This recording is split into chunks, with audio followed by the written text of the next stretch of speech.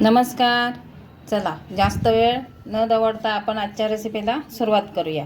आज मी तुम्हाला काकडी आणि पुदिन्याचं सरबत दाखवणार आहे. कसं उन्हाळा भरपूर आहे, खूप उष्णता वाढली, तर आपण ही अशी घरच्या घरी सरबत बनवून पिऊ शकतो.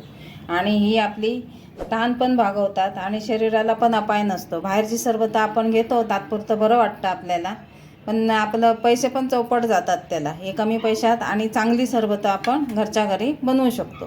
तर आता आपण बघूया. एक मी काकडी घेतली, अशी जास्त कोवळी नाही आणि जास्त मोठी जुनही नाही. बिया बघा एकदम कवळ्या आहेत. खूप जर मोठ्या बिया असतील तर ते काढून घ्या. आता ह्या कवळ्या आहेत त्यामुळे मी तशाच ठेवलेत. तर आता ही एक काकडी आहे, ती मी मिक्सरला फिरवून घेणार आहे बारीक अगदी. ही मिक्सरच्या भांड्यात टाकून फिरवून घेणार आहे. ह्याच्यात थोडंसं पाणी टाकून फिरवून घेणार आहे. अगदी थोडंसं पाणी टाकलं आहे बघा. फिरवून घेते मी. आता मी एकच ग्लास बनवते त्यामुळे मी 7-8 पानं टाकते. 2 चमचे लिंबाचा रस, जास्त आंबट नको व्हायला.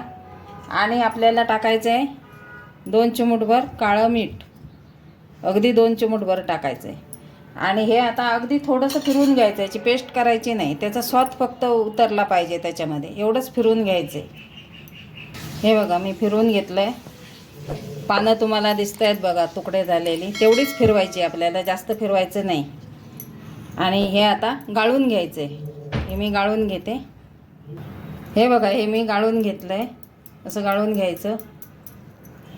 आता मी हे गाळून घेतलेलं सरबत ग्लासमध्ये ओतते. आता ह्याच्यामध्ये टाकूया सोडा.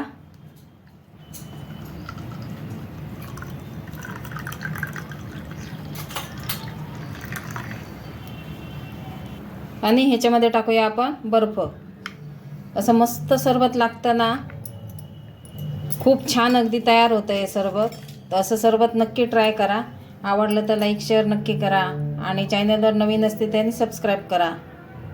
ही जी अशी सरबतं असतात ना, ती कशी पाणी स्वरूपाची असतात, पातळ स्वरूपात, त्यामध्ये जडपणा नसतो. त्यामुळे ते पिल्यानंतर लगेच आपल्याला असं ताजंतवानं फ्रेश वाटतं बघा.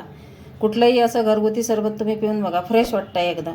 तसंच हे सरबत मस्त अगदी झालेलं आहे. आपण ह्याच्यात सोडा टाकायलाच पाहिजे तर ते मजा येते. असं आपलं पुदिना काकडी सरबत तयार झालेलं आहे. नक्की ट्राय करा, नक्की आवडेल तुम्हाला.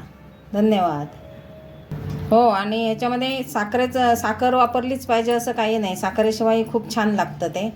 विदाऊट साखरेचं सरबत आहे, कोणीही कधीही करून पिऊ शकतं. असं सुंदर सरबत तयार झालेलं आहे.